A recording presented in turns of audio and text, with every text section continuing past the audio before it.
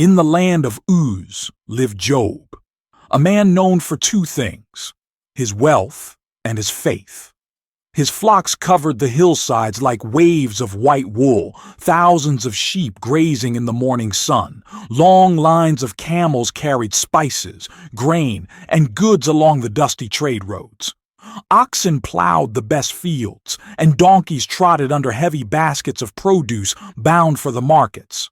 Servants moved through his lands from dawn to dusk, keeping the work running smoothly.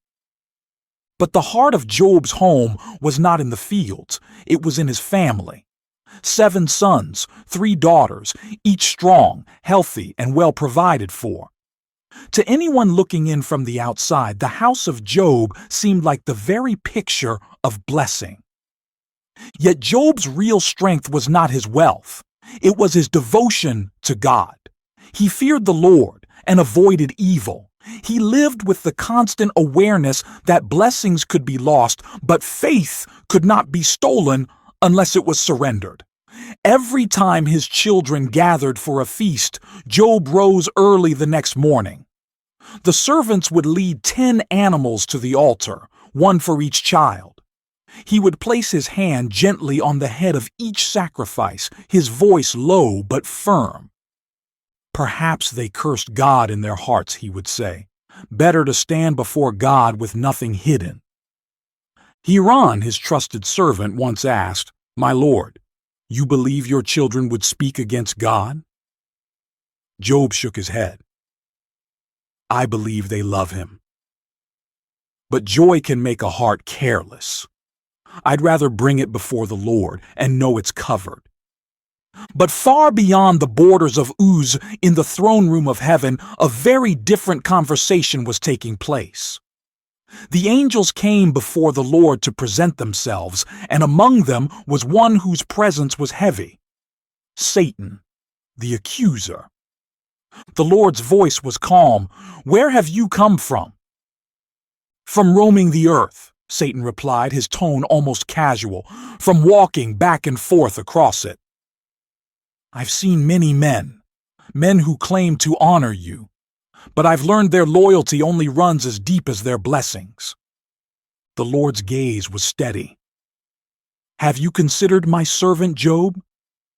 There is no one on earth like him, blameless, upright, fearing God, and shunning evil." Satan's mouth twisted into a slow smirk. "Does Job fear you for nothing? Look at him. You've put a hedge around him, his house, his possessions, his health. You've blessed everything he touches. Remove that hedge, strip him of what he has, and watch. He'll curse you to your face." The Lord's answer came without hesitation. "Very well. Everything he has is in your hands, but do not lay a finger on the man himself." And with that, the peace of Uz, the laughter, the music, the quiet security, was already beginning to crack. A test unlike any Job had faced was now set in motion, and the life he knew was about to be shattered. The morning after the feast began like any other in Uz. The air was cool, the hills quiet except for the bleating of sheep in the distance. Job stood at the altar, hands steady, voice calm, offering the sacrifices for each of his children. The smoke rose into the clear sky, a prayer carried upward. "My Lord," he prayed aloud, "you are the keeper of my house, the one who blesses and protects. Forgive any wrong done in thought, word, or deed. Keep my family close to you." Hiram, standing nearby, smiled faintly. "All is well, my Lord. The herds are healthy, the servants are content, and your children, they are as lively as ever. You've built a fortress around this family." Job glanced at him. "A fortress without God is a wall made of straw. It stands only until the wind changes." He did not know the wind had already shifted. The first messenger came running while the morning dew was still on the grass. His clothes were torn, and dust streaked his face. "My Lord," he shouted, gasping for breath.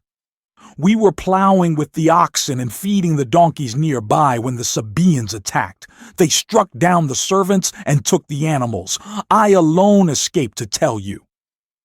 Before Job could respond, another figure appeared on the road, running hard, stumbling. His voice cracked as he called out, "Fire from heaven, my lord!"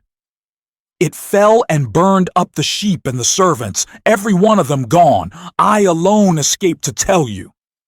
Job's stomach tightened. 2 disasters, 1 morning. His mind raced, but his lips stayed closed. The second messenger was still speaking when a third man sprinted into the courtyard, panting so hard he could barely speak. The Chaldeans, 3 raiding parties. They swept down on the camels, took them all, and killed the servants. I alone escaped to tell you. Job's hands clenched at his sides, his wealth stripped piece by piece in moments. But before he could even gather his thoughts, he saw Hiran's face go pale. Another man was running toward them, and Job could already tell this one carried the heaviest news of all. The fourth messenger collapsed at Job's feet, his voice shaking. Your sons and daughters. They were feasting at Eliab's house when a mighty wind came from the desert. It struck the 4 corners of the house, the roof, the walls. They fell in. All your children are dead. I alone escaped to tell you. For a moment the world seemed to go silent. Job's vision blurred. The sounds of the courtyard, the rustle of leaves, the distant bleating of sheep, all faded. He didn't hear Hiran calling his name. He didn't hear the messenger still breathing heavily beside him. He only saw the image in his mind, the long table, the laughter, the torchlight, crushed in an instant. Slowly, Job sank to his knees. His servants stepped back, unsure if they should reach for him or give him space. Job tore his robe and shaved his head, not as a sign of despair, but as a declaration that he owned nothing, not even himself. When he finally spoke, his voice was low but unshaken. Naked I came from my mother's womb, and naked I will depart. The Lord gave, and the Lord has taken away. May the name of the Lord be praised. No one spoke. Even the wind seemed to still. In heaven, the accuser waited for Job's curse. It never came. The courtyard of Job's house had grown strangely quiet in the days that followed the disasters. The laughter of his children was gone. The voices of servants caring for thousands of animals had fallen silent. The wide fields of Uz that once bustled with life now felt like empty stretches of land, scattered with the ashes of what used to be. Everywhere Job walked, he was met with whispers. Some pitied him, others avoided him altogether, as if his misfortune might spread like a disease. Yet Job himself still prayed every morning, his voice steady though his eyes were heavy with grief. My Lord, he whispered one dawn, kneeling in the dust, you gave, you took away. I bless your name still. Hiran, his faithful servant, stood nearby, shaking his head. My master, how can you pray after all this? Your wealth is gone, your children are gone, and your enemies laugh at your ruin. Job answered softly, Hiran, my grief is great. But God is greater still. If I only serve him when he gives, then I do not serve him at all. Hiran had no reply. Far above, in heaven's courts, the angels once again gathered before the Lord, and once again the accuser came with them. The Lord spoke first. Have you considered my servant Job? Even after all you incited me to allow against him, he remains blameless. He still fears me and turns from evil. Satan sneered, skin for skin. A man will give up everything to save his own life. Strike his flesh, strike his bones, and he will curse you to your face." The Lord said, "Very well. He is in your hands, but you must spare his life." And so, the next blow fell. Job's skin broke out in painful sores, from the crown of his head to the soles of his feet. The pain was constant, sharp, and humiliating. He could not sit, stand, or sleep without agony. The people of Uz, who once admired him, now turned their faces away. Children who once ran to greet him now hid behind their mothers. Job left the house and sat among the ashes outside the city, scraping his sores with a broken piece of pottery. His once proud figure, the man who had been called the greatest of all the people of the East, now looked like a beggar abandoned by all. His wife came to him there, her face pale from grief and exhaustion. She looked at him sitting in the ashes, his skin raw and broken, and her own bitterness spilled out. "Are you still holding on to your integrity?" she demanded. "Curse God and die. At least then your suffering will end." Job lifted his eyes to her, not in anger but in sorrow. His voice cracked as he replied, "You speak as one of the foolish women speaks. Shall we accept good from God and not also trouble?" His wife turned away, unable to understand. Job remained seated, scraping his sores, each word of his prayer heavy with pain. Days passed. Job's suffering grew worse, his body weak, his spirit crushed but not broken. That was when 3 of his old friends heard of his condition: Eliphaz the Temanite, Bildad the Shuhite, and Zophar the Naamathite. They set out from their own lands, planning to comfort him. But when they saw Job from a distance, they could barely recognize him. The strong man they once knew was bent, frail, covered in sores. His eyes that once carried wisdom now carried the weight of unspeakable grief. The 3 men tore their robes, threw dust on their heads, and sat down beside him in the ashes. For 7 days and 7 nights, not one of them spoke a word. The silence was heavy. The only sound was Job's labored breathing and the distant howl of desert winds. Hiram came once to check on him and whispered, "My master, say the word, and I will bring you water, food, comfort." But Job only shook his head. "Leave me, Hiram. My friends are here. God sees me still." And so Job sat in silence, surrounded, yet utterly alone, waiting for an answer he could not yet see. For 7 days, Job sat in ashes, silent. His 3 friends, Eliphaz, Bildad, and Zophar, sat with him, their clothes torn, dust on their heads, mourning in silence.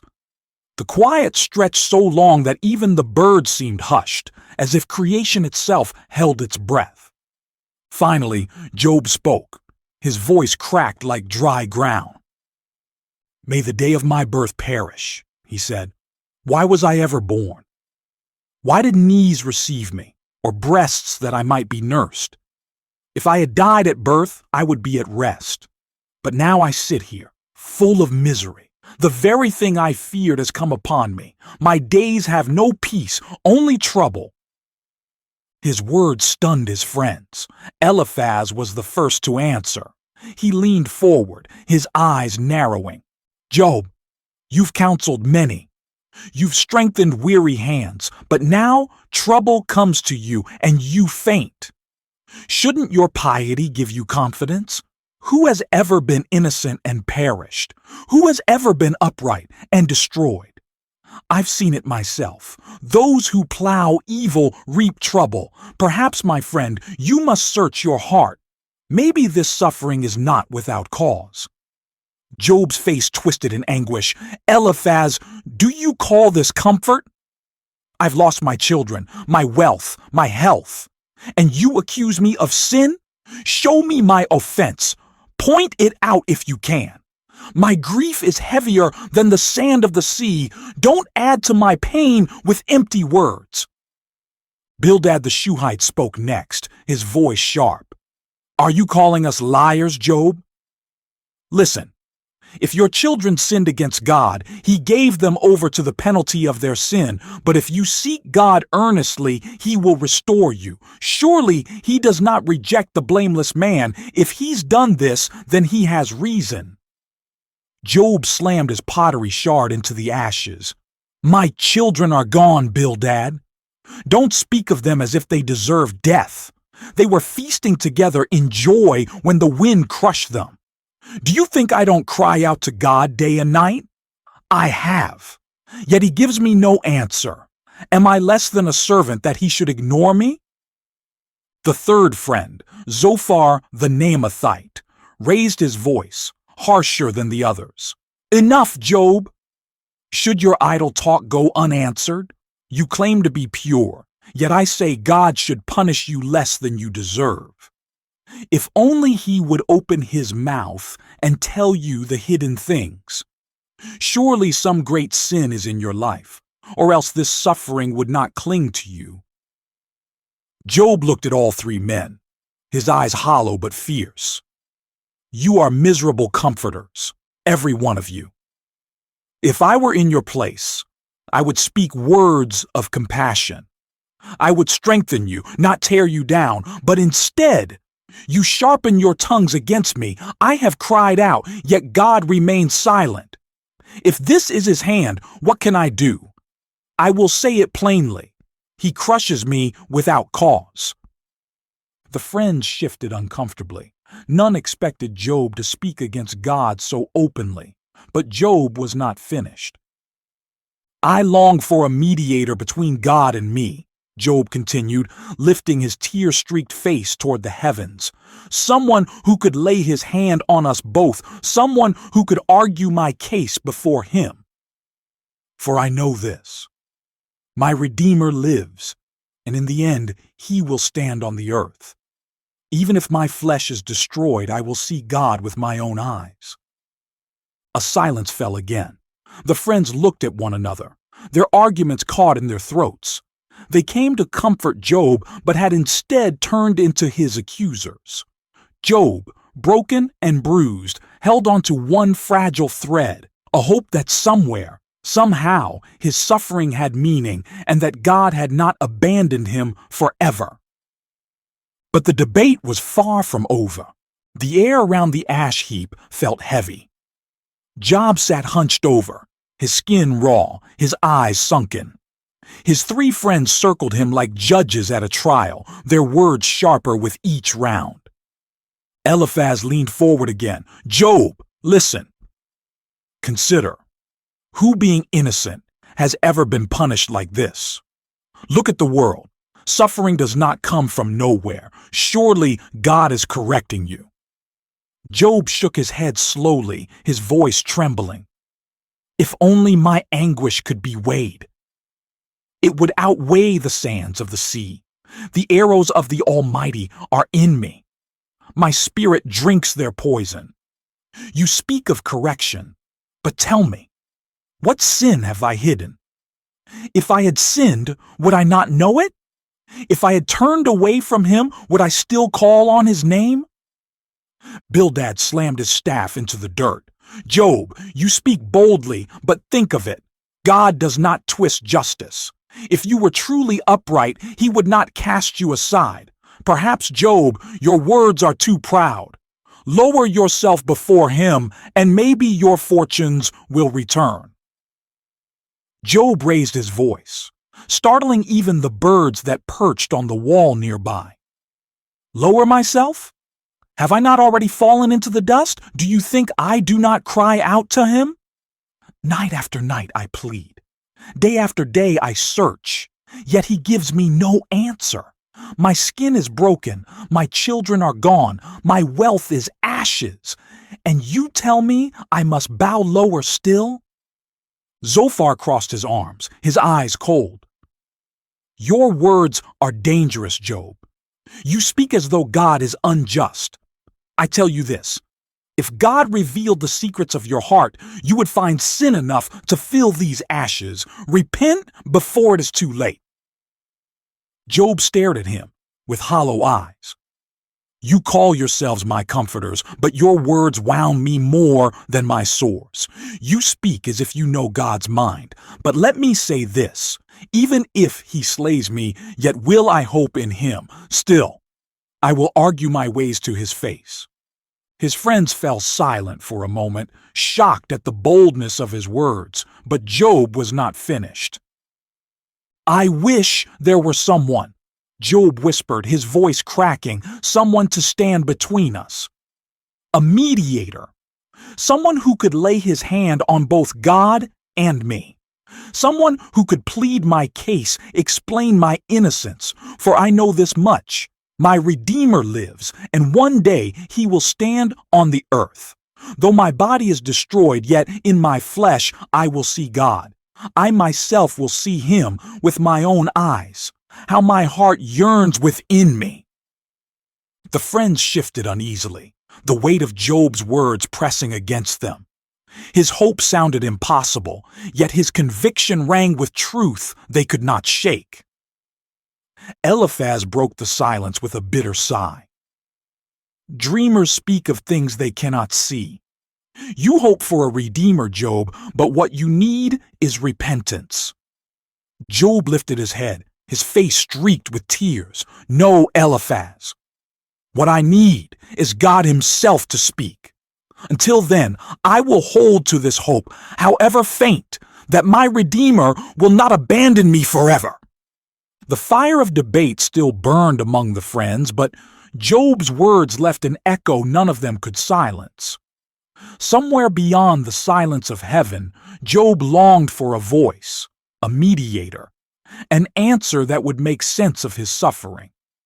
And soon, another voice, a younger one, would rise. For days, the debate dragged on.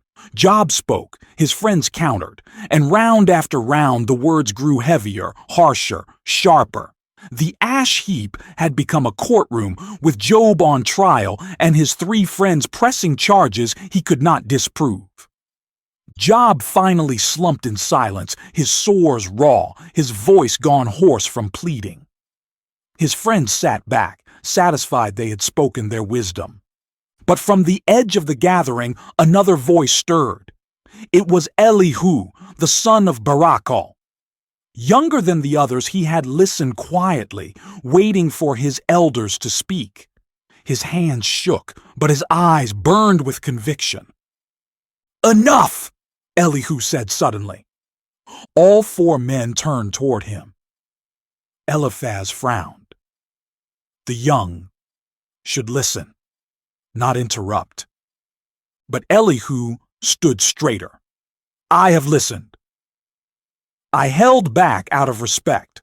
I thought wisdom must belong to the aged, but none of you have spoken rightly. Job, you justify yourself rather than God, and you three. His eyes swept over Eliphaz, Bildad, and Zophar. You have condemned a man without proof. You twist God's justice into your own opinions. Job's cracked lips parted. And what do you know, Elihu? You've watched me suffer, but you cannot feel this fire in my bones. Elihu stepped closer. I am young, yes, but it is the breath of the Almighty that gives understanding, not years alone. Job, you say God has been silent, that he owes you an answer. But I tell you, God speaks in many ways, in dreams, in whispers, in suffering itself. Yet man does not always perceive it. Bildad scoffed. You speak boldly for one who has not lived long. Elihu's voice rose. And you, Bildad, speak falsely for one who claims wisdom. You say Job's children died for their sins. How cruel. You think you defend God, but you misrepresent him. You have not spoken truthfully of him, and you offer no real comfort. Job lifted his head, his eyes searching. Then tell me, Elihu, why? Why has God crushed me when I have done no wrong? Elihu's tone softened, though his eyes still blazed. Job, Suffering does not always mean punishment. Sometimes it is correction. Sometimes it is refining. Sometimes it is a mystery too deep for man to grasp. You demand an answer, but perhaps the greater answer is this: that God is greater than man, and his ways are higher than ours. Do not accuse him of injustice. Wait, and he will speak for himself. The ash heap fell into silence. Even the wind seemed to hold its breath. Job lowered his gaze, torn between anger and thought. His three friends shifted uncomfortably, unwilling to admit the young man's words carried weight. Elihu raised his voice one final time. Mark my words, the Almighty does not despise anyone. He is mighty and firm in his purpose. He may allow suffering, but he does not forget the righteous. He is not silent forever. Job, prepare yourself, for soon, very soon, God himself will answer you. The words lingered in the air like sparks from a fire, stinging yet undeniable. The ash heap, once a place of silence, had become the stage for something far greater than debate. And in the gathering clouds above, a storm was beginning to form. The sky above Uz began to shift. For days, the air had been heavy, and the winds carried a strange weight, like the land itself was waiting. Elihu's final words still echoed in the silence.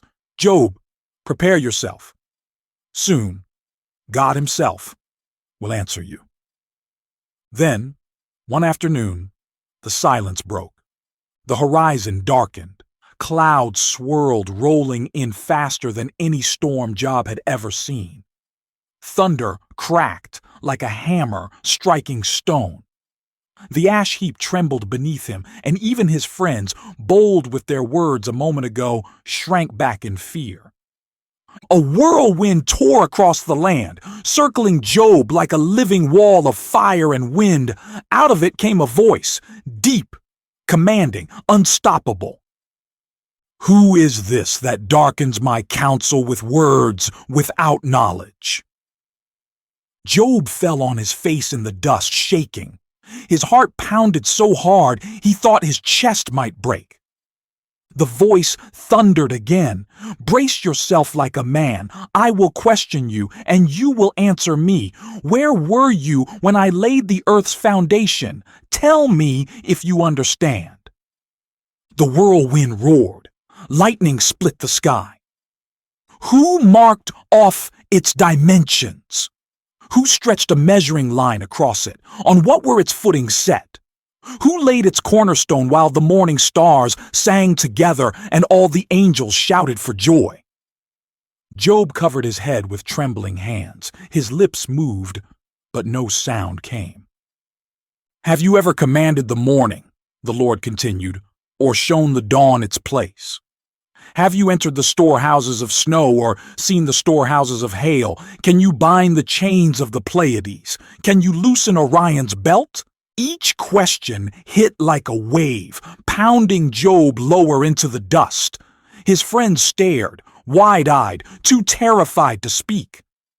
The Lord's voice rolled on like thunder over mountains. Do you give the horse its strength, or clothe its neck with a flowing mane? Do you make it leap like a locust, striking terror with its proud snorting? Does the hawk take flight by your wisdom? Does the eagle soar at your command? Job wept.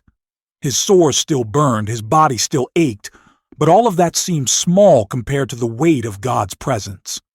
He had demanded an answer. Now he realized how little he understood. Finally, Job whispered, his voice broken, I am unworthy. How can I reply to you?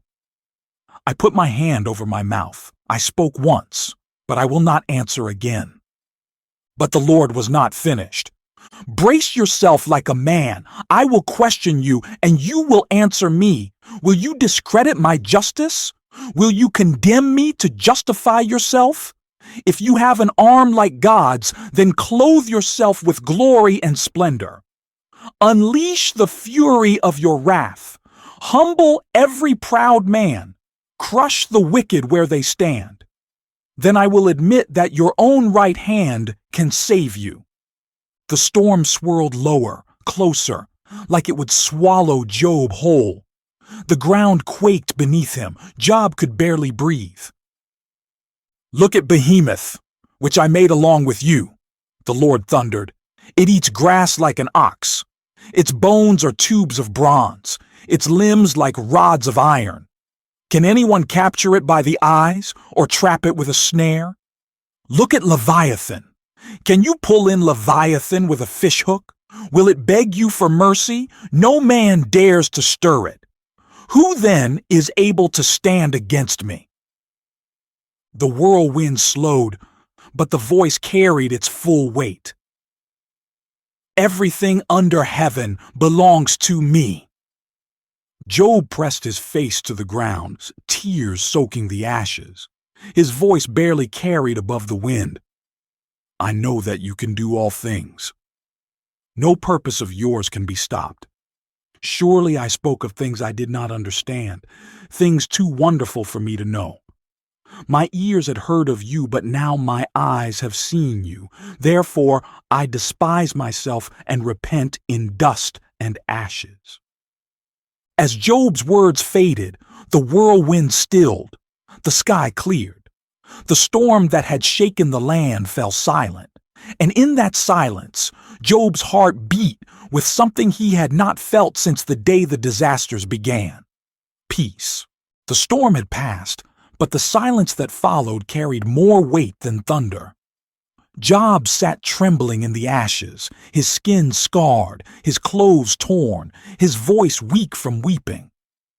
Yet for the first time since the disasters began, his heart rested. He had demanded answers. He had shaken his fists at heaven, and God himself had spoken. Eliphaz, Bildad, and Zophar stood nearby, their faces pale. They had accused Job again and again, certain they were defending God's justice. Now, after hearing the Lord's voice, they realized how wrong they had been. Then the Lord spoke once more, not to Job, but to them. His voice was like fire. "My anger burns against you three, because you have not spoken the truth about me as my servant Job has. You have twisted my justice and crushed a man already broken. Take 7 bulls and 7 rams and go to my servant Job. Offer them for yourselves and let Job pray for you. Only then will I accept you." The 3 men fell to their knees. Eliphaz whispered, "Job, forgive us. We thought we spoke wisdom, but we only added to your pain. Will you pray for us, as the Lord has said?" Job looked at them. These men had wounded him with words when he was weakest. He could have refused. But Job had seen the Lord. He could not hold a grudge where God had shown mercy. Slowly, Job rose from the ashes.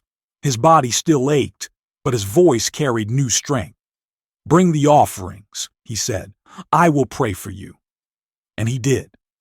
With scarred hands lifted, Job prayed for the very men who had accused him, and God accepted Job's prayer. Not long after, Job's household began to stir with life again. Servants who had fled returned whispering, "The master still lives." Neighbors who had avoided him now came bringing gifts of silver and rings of gold, ashamed of how quickly they had judged. The Lord blessed Job again, this time double what he had before. The empty pastures filled with bleating sheep, camels stretched in long lines across the horizon, oxen plowed, donkeys brayed, and laughter returned to the courtyards. Job's wife, who had once cried out in bitterness, now stood beside him in wonder. "Job," she whispered, looking out at the hills covered with flocks, "I thought it was over. I thought God had forgotten us." Job placed his hand on hers. "No, my love." He had not forgotten. He was nearer than we knew. Then came the greatest blessing of all, children once more. Job held newborn sons in his arms, his heart torn between grief for the ones lost and joy for the ones given anew. To his daughters he gave names that carried beauty and hope. The first he named Jemima, dove, for peace had returned. The second he named Keziah, cinnamon, for sweetness restored. The third he named Karen Hapuch, horn of beauty, for God had turned ashes into glory. Unlike most fathers of his time, Job gave his daughters an inheritance alongside their brothers, a sign that they were equally precious in his eyes. The years rolled on. Job lived long enough to see his children, grandchildren, and even great-grandchildren. His hair turned white, his steps slowed, but his faith grew stronger.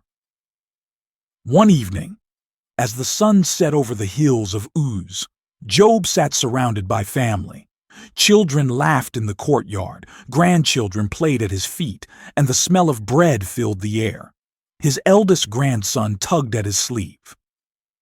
"Grandfather, is it true you once lost everything? That even the sky thundered against you?" Job looked at the boy's wide eyes and smiled. "Yes, child. I lost all I had. I even thought I had lost God. But I learned this. God was never gone. He was always there. He gives, he takes away, and he gives again. His purposes are greater than our pain." The boy frowned. "But weren't you angry?" Job chuckled softly. "Oh yes. I shouted. I wept. I asked questions I had no right to ask. But when God spoke, I understood. He is God, and I am not. And that was enough for me." The boy's eyes sparkled. "So, God won?" Job's smile deepened. "No, my son. Love won. God's love carried me through. And his love will carry you too." When Job finally died, he was an old man, full of years, his heart no longer heavy but light. His story spread far beyond Uz, a reminder to all who heard it that suffering is not always punishment, that faith is tested in fire, that God's silence does not mean his absence, and that in the end, he restores far more than we could imagine.